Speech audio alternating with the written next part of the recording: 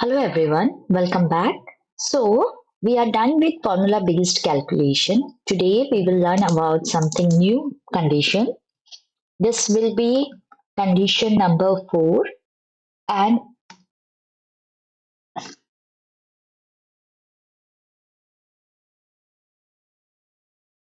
TDS.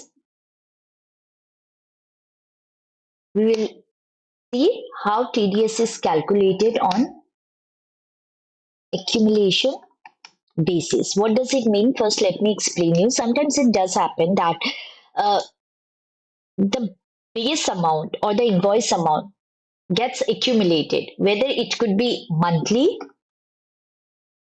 it could be quarterly, like 3 months, it could be half yearly, 6 month, and it could be annually or yearly. ठीक है, तो ऐसा होता है कि बेस अमाउंट सपोज ऐसा डिसाइड करते हैं कि अगर बेस अमाउंट क्वार्टर में 3 मंथ्स में जब तक 1 लाख रुपीज क्रॉस ना कर ले तब तक टीडीएस का डिडक्शन नहीं होगा. दैट मीन्स क्या होता है कि सपोज अगर क्वार्टर में 3 महीने होते हैं, right? So if you are following April, so April May June will be first quarter, July August September second quarter, October November December will be third quarter. ठीक है, and then January February March will be the fourth quarter. तो अभी हम जैसे last quarter में है, तो अभी तो ऑब्वियस है कि अब लास्ट मंथ है, तो हम अगर suppose I am just giving you an example कि हम फोर्थ क्वार्टर लेते हैं. ठीक है, तो फोर्थ क्वार्टर में ये डिसाइड होता है कि जब तक हमारा बेस अमाउंट 1 लाख रुपीज तक ना पहुंचे तब तक हमारा टीडीएस का डिडक्शन नहीं होगा. व्हाट डज इट मीन कि सपोज आपने जनवरी में, सपोज किसी भी डेट में आपने एक इनवॉइस इश्यू किया से ऑफ 60,000 रुपीज. ठीक है, फिर आपने फेब्रवरी में, I am just taking February में 20,000 रुपीज. ठीक है, तो इसमें अभी तक कोई टीडीएस लगेगा नहीं लगेगा. क्यों? क्योंकि मिनिमम बेस अमाउंट हमने क्या रखा है, 1 लाख रुपीज. तो इसमें कितना होगा, इसमें TDS will be no TDS deduction. February में भी नो टीडीएस डिडक्शन. ठीक है, अब मार्च में हम फिर करेंगे, मार्च में या आप फेब में ही कर लो. सपोज ये फेब 15 हो गया, है ना, ये फेब 15 फेब को हो गया, और सपोज 16 फेब को ही आप ले लो. There is an another invoice जो हमारा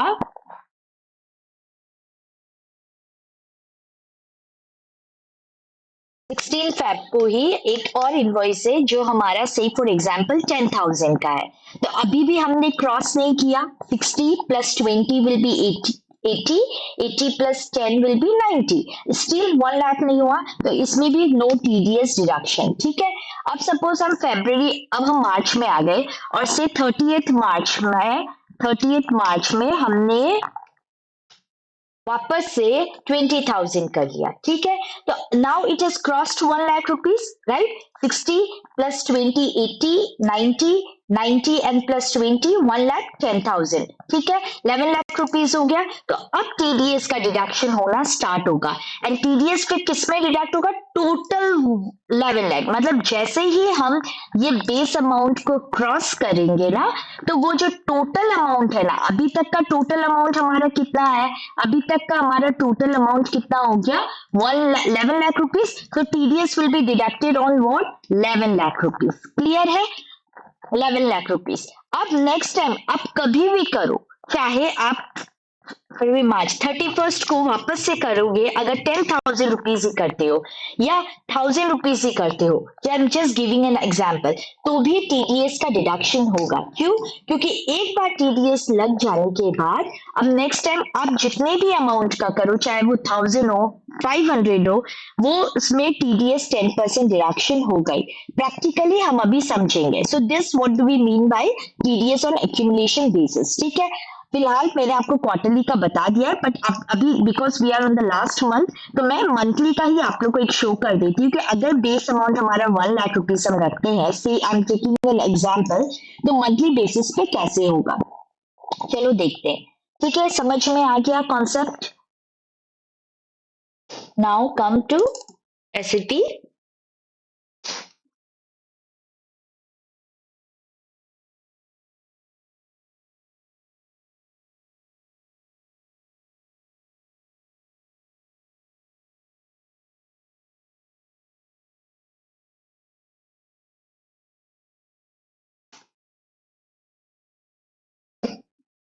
नाउ कम टू SPRO, ठीक है, come to financial accounting global setting, withholding tax, extended withholding tax, ठीक है। अब यहाँ पे आप यहाँ देखो कैलकुलेशंस में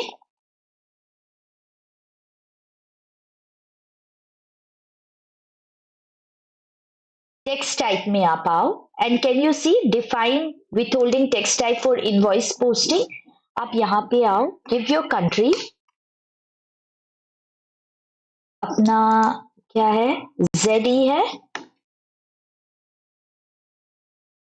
नाउ हियर कैन यू सी, मैंने आप लोगों को स्टार्टिंग ऑफ क्लास में भी बताया था कि टेक्स्ट टाइप हमें हेल्प करता है बेस अमाउंट जानने में, it also helps in rounding rule and it also help in accumulation. So can, अभी तक हम कोई एक्यूमुलेशन नहीं कर रहे थे, राइट। अब ये रहा एक्यूमुलेशन का, तो सपोज मैं पर मंथ कर देती हूँ, ठीक है, पर मंथ कर देती हूँ। यहाँ पे पर ईयर भी है, स्टार्टिंग विथ मंथ। अब ये आपसे पूछेगा कि आप कौन से मंथ से स्टार्ट करना चाहते हो, ठीक है। कैलेंडर ईयर भी है, क्वार्टरली भी है, मंथली भी है, तो let's keep it monthly. And आप डेफिनेटली जब आप एक्यूमुलेशन चाहते हो तो एक्यूमुलेशन का कोई तो अमाउंट आपको कहीं मेंशन करना पड़ेगा ना, तो ये आप सेव करो, जस्ट सेव इट, है ना, and come back again and can you see here minimum and maximum base amount हमने कहीं देखा था ना, यहाँ पे।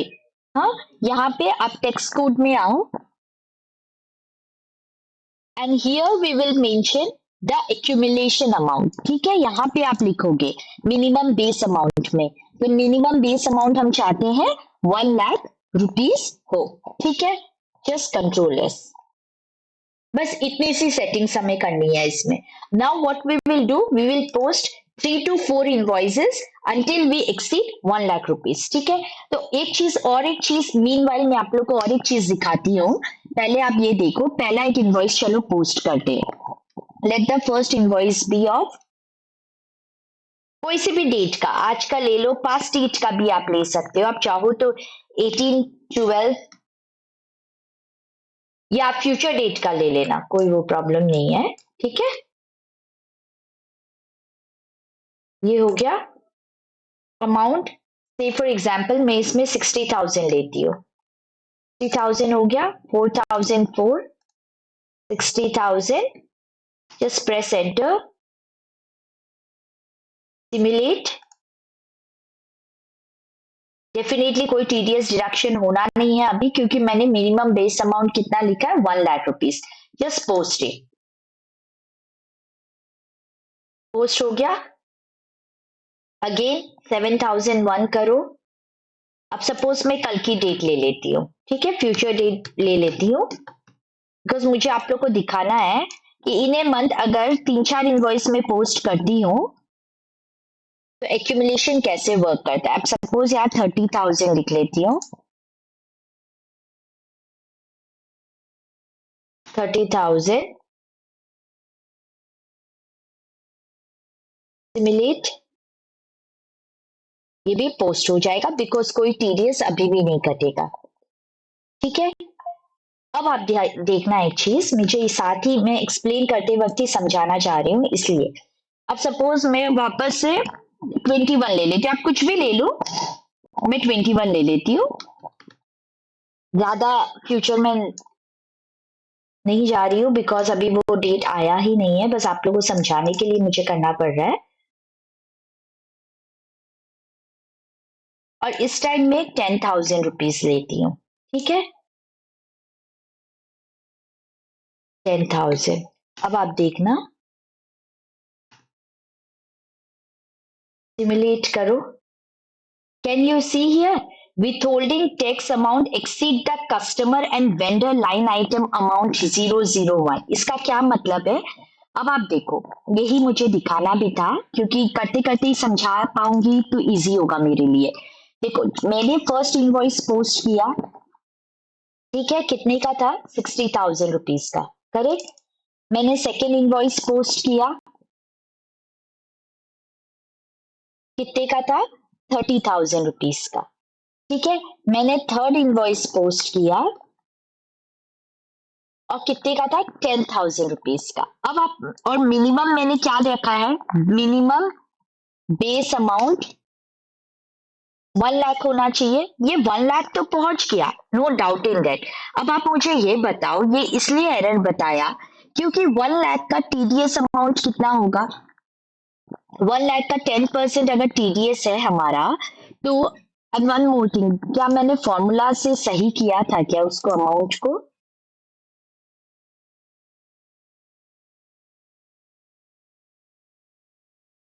कैलकुलेशन में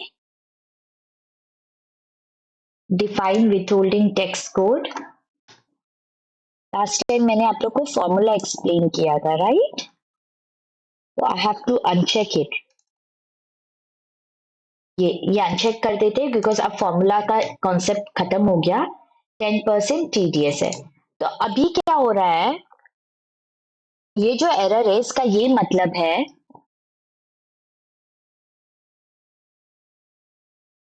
कि इनवॉइस अमाउंट भी आपका 10,000 है, राइट? और हमारा अगर ये मिनिमम 1 लाख पहुंच गया तो टीडीएस अमाउंट भी आपका 10,000 ही है। तो दैट मीन्स कि आप वैसे हमारी एंट्री क्या होती है, रेंट अकाउंट डेबिट, ठीक है, to TDS to vendor, right? यही होता है हमारा एंट्री। अगर हमारा टीडीएस ही अगर 10,000 है, जो कि अभी इस हिसाब से 1 लाख का 10% क्या हो गया, 10,000 हो गया, ठीक है। रेंट हमारा 10,000 ही है, तो वेंडर का कहाँ गया? क्योंकि आप मैं मेंशन कैसे करूं, क्योंकि आपके इनवॉइस भी 10,000 है, तो ये कोई एंट्री बन ही नहीं रहा है। तो इसलिए ये हमें एरर बता रहा है कि विथहोल्डिंग टैक्स जो अमाउंट है ना हमारा, it is equal to the vendor या कस्टमर लाइन आइटम। जो ये वेंडर और कस्टमर का लाइन आइटम है, ये दोनों सेम ही है। तो टीडीएस अमाउंट भी 10,000 हो गया और आप 10,000 का ही इनवॉइस पोस्टिंग कर रहे हो, तो ये एरर बता रहा है हमें इस सिचुएशन में। इसलिए ऐसे सिचुएशन में बिकॉज वेंडर का भी कुछ तो अमाउंट हमारा होना होगा ना, करेक्ट है ना? तो इसलिए ऐसे सिचुएशन में हम क्या करेंगे, अभी ऐसे सिचुएशन में what we will do, we will post an invoice of bigger amount, ठीक है। FD60 करो, अब आप करो 7,001, वापस से 21,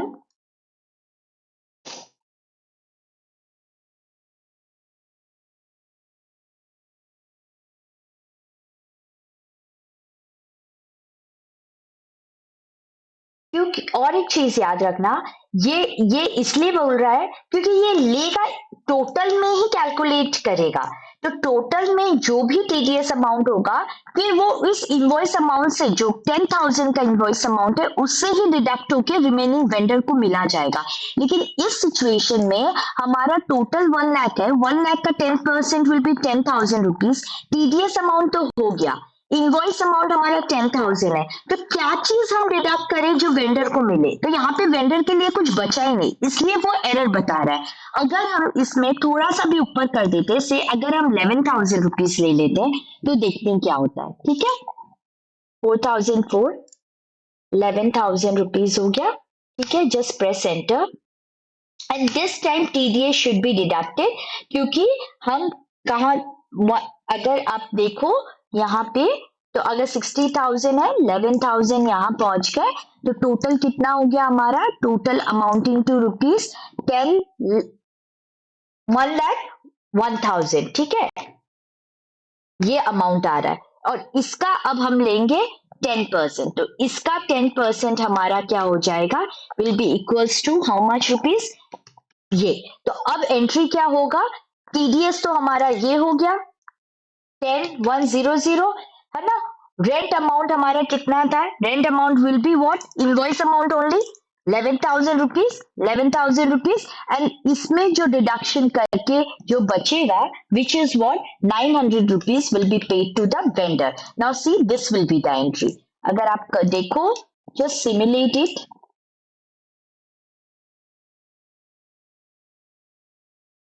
can you see, purchase account debit obvious है वो रेंट आ रहा है बिकॉज बट परचेज ही करेंगे. It could be rent also, it could be purchase also because हम वेंडर से परचेज करेंगे, राइट. तो परचेज अकाउंट डेबिट देखो 11,000. ठीक है. 2 TDS. तो आप देखो 2 TDS नेगेटिव क्रेडिट है. 10,100 हियर ऑल्सो 10,100 और वेंडर को रिमेनिंग कितना मिल रहा है 900 rupees. This is 900 rupees now posting. ठीक है. क्लियर है. अब इसके बाद आप चाहे 500 रुपीज का ही क्यों ना करो. अगर 7 अब वापस से, क्योंकि एक बार जब ये बेस लिमिट क्रॉस कर लेता है ना, फिर चाहे आप 500 रुपीज का ही क्यों ना करो, it will deduct the TDS amount. चलो देखते हैं. क्योंकि एक बार TDS इंपैक्ट होने के बाद फर्दर आप जितना भी करोगे अमाउंट का, उसमें भी TDS हमारा लगेगा. Can you see. परचेज हो गया 500, TDS अब 500 का 10% 50, remaining 450 will be paid to the vendor. तो यही मैं बताना चाह रही थी कि एक्यूमुलेशन कब इंपैक्ट करता है, एक तो समझ में आ गया. और जैसे ही एक बार इंपैक्ट करता है उसके बाद आप चाहे कितने भी अमाउंट का करो TDS हमेशा लगेगा. ठीक है. So this is all about the accumulation. Hope I am clear with this concept. Now another condition. This is condition 5 and this is the last condition of withholding tax. TDS at expense. What does it mean? Sometimes it happens. देखो अभी तक क्या हो रहा है, अभी तक हमारा जो एंट्री है वो ये है, ये था करेक्ट. ये एंट्री था. आप इसमें फोकस करो. अभी तक जो एंट्री था वो हमारा ये था. हाँ. इसका क्या मतलब हो रहा है, इसका ये मतलब था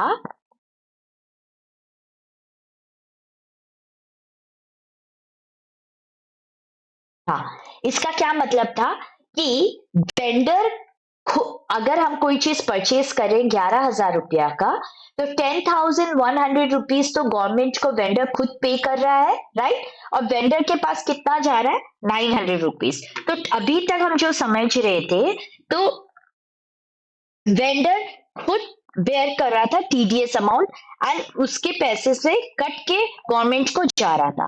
कभी कभी क्या होता है ना, वेंडर रिलक्टेंट हो जाते हैं व्हेन दे से कि they are not going to pay the TDS amount. मतलब Zee entertainment has to bear the TDS amount. Zee entertainment has to pay TDS amount. Vendor become reluctant. Vendor ने बोला हम तो नहीं पे करेंगे, हमें तो पूरा का पूरा अमाउंट चाहिए, जितना का आपने परचेज किया उतना का हमें पेमेंट कर दो आप, बाकी आप खुद जानो. तो ऐसे सिचुएशन में क्या होता है ना, हमेशा याद रखना. अभी तक मैंने आप लोगों को पहले एक कॉन्सेप्ट बताया था पोस्टिंग इंडिकेटर 1, राइट. ये देखो पोस्टिंग इंडिकेटर 1, ये कॉन्सेप्ट क्या था, इसमें ये था vendor bank customer line item reduced. अभी इस सिचुएशन में अगर आप देखो तो वेंडर का ही लाइन आइटम रिड्यूस्ड हो गया. जो 11,000 का आइटम था वो कम होके इसको 900 रुपीज मिल रहा है. तो here vendor line item has been reduced. इस सिचुएशन में हमारा क्या होता है ना, इस सिचुएशन में हमारा जो पोस्टिंग इंडिकेटर होता है वो क्या रहता है, पोस्टिंग इंडिकेटर हमारा 1 था. ठीक है. Remember this. पोस्टिंग इंडिकेटर का क्या रोल होता है अब आप समझोगे. लेकिन जब वेंडर रिलक्टेंट हो जाता है, दैट मीन्स वो ही ये एंट्री अब क्या हो जाएगा, अलग हो जाएगा. कैसे होगा, अब परचेज अकाउंट होगा जो भी है, प्लस हमारा और एक इसमें आ जाएगा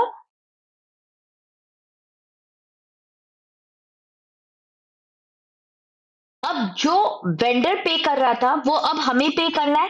दैट मीन्स वो टाटा मोटर के लिए एक्सपेंस है, तो TDS हमारे लिए अब एक्सपेंस हो जाएगा. तो TDS एक्सपेंस एक और GL क्रिएट करना पड़ेगा हमें. एंड अब एंट्री हमारा होगा TDS expense purchase account debit, TDS expense account debit to vendor to TDS. ठीक है.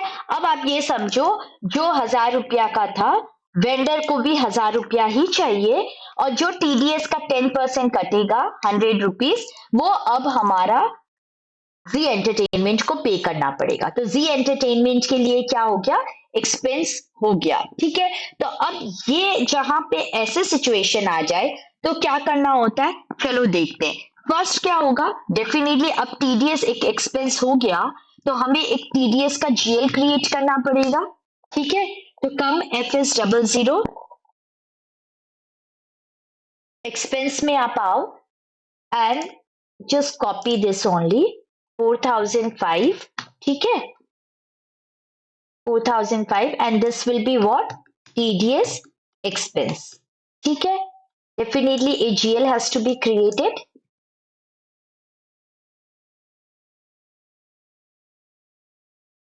Just control S. ठीक है, 4005. So the first step will be what, we have to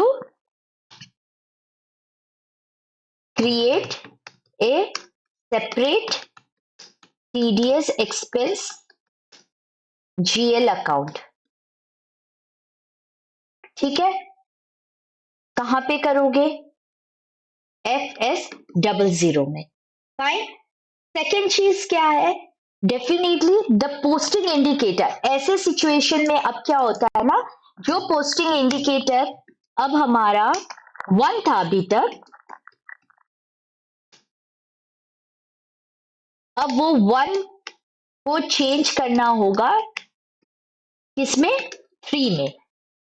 यहां पे आप आओ, can you see here, here come here and here, देखो ये जो 2 है ना, offsetting entry to GL account grossing up, this is for foreign country. ठीक है, जो ignore this, can you see offsetting entry to GL. ऑफसेटिंग मतलब क्या, ऑलरेडी एक एंट्री जो था, ये वाला जो एंट्री था, इससे ऑफसेट करके और एक एंट्री हमने क्रिएट किया, टीडीएस एक्सपेंस अकाउंट डेबिट। ठीक है, so this is offsetting this, right. तो इसके लिए हम अभी क्या करेंगे, पोस्टिंग इंडिकेटर इसमें क्या हो जाएगा, हमारा फ्री हो जाएगा, रिमेंबर दिस। ठीक है, this is the role of posting indicator. ठीक है, तो यहाँ पे पोस्टिंग इंडिकेटर 1 चेंज टू 3। अब थर्ड क्या होगा, डेफिनेटली जब आपने कोई जीएल क्रिएट किया है तो असाइन भी करना होगा जीएल अकाउंट को, जैसे हमने किया था अर्लियर। तो असाइन जीएल अकाउंट, तो कहां पे असाइन करेंगे, चलो देखते हैं।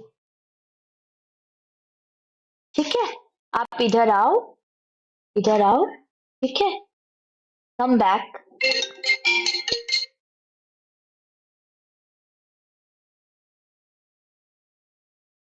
So now we have to assign the GL account, right? So can you see here accounts for withholding tax, है ना। अब हम इसमें नहीं करेंगे डिफाइन अकाउंट्स, ये तो अब तक कर रहे थे जब पोस्टिंग इंडिकेटर हमारा 1 था।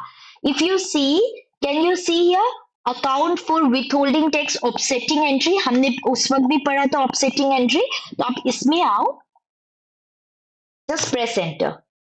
नाउ हियर देखो, वैसे तो अभी हम सेम ही कॉम्बिनेशन यूज करें, टेक्स्ट कोड भी जेड ही है, टेक्स्ट टाइप भी जेड ही है। अगर आपका कॉम्बिनेशन अलग होता तो हम इस पे चेक मार्क करते, फिलहाल तो ऐसा कुछ है नहीं, तो हम क्या करेंगे, we just have to check the posting key which is 40 and 50। अगर ये सही है तो बस अभी आप क्या करना, जो भी जीएल अकाउंट है बस आप वो मेंशन कर दोगे।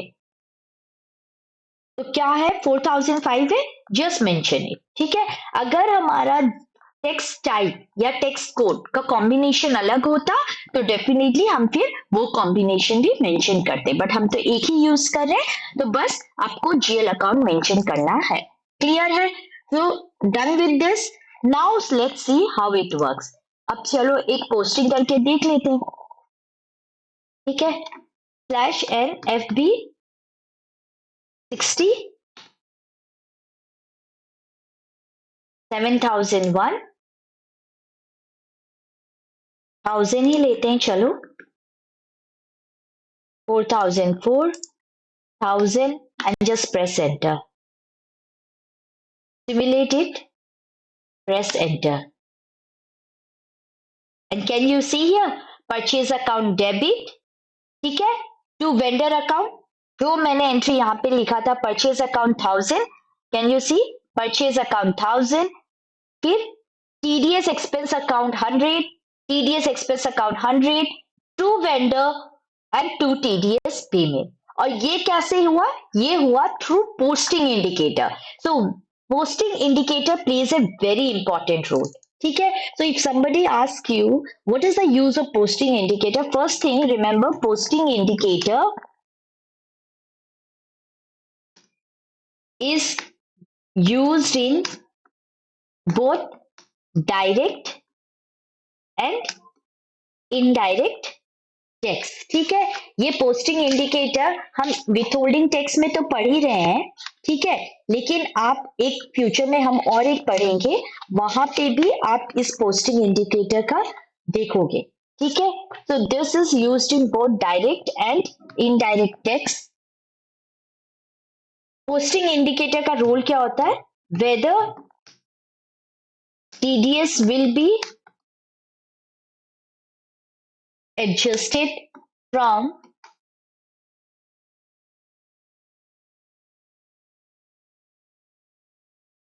Vendor line item. जैसे अभी तक जब वेंडर लाइन आइटम का मतलब क्या होता है? ये द फर्स्ट कंडीशन जहां पे हम TDS को एडजस्ट कर रहे हैं वेंडर लाइन आइटम से. तो वेदर वो TDS हमें वेंडर लाइन आइटम में एडजस्ट करना है या इट शुड बी और should be calculated and posted as separate line item which is this. क्योंकि यहाँ पे हमने TDS को सेपरेटली शो किया है, राइट? वेंडर से डिडक्शन इसमें नहीं हुआ है, राइट? तो separate line item is decided by posting indicator, is decided by posting indicator. Fine. तो ये जो सिस्टम को जो पता चला ना कि उसको ये एंट्री क्यों करना है, this is through posting indicator. So remember this posting indicator also plays a very important role. 1 और 3 में भी एक बहुत important role है. So I think I have done with all the concept of withholding tax. ठीक है? Direct tax हमारा complete हो गया है. फ्यूचर में definitely we will learn about indirect tax as well, but I think I have covered all the topics, all the conditions related to withholding tax. Hope मैंने each and everything बहुत minutely आप लोगों को समझाने की कोशिश की है एंड आई थिंक आप लोगों को समझ में भी आया होगा. मैंने प्रैक्टिकली एक एक चीज शो किया आप लोगों को. So that's all about today's class. Thank you and have a good day.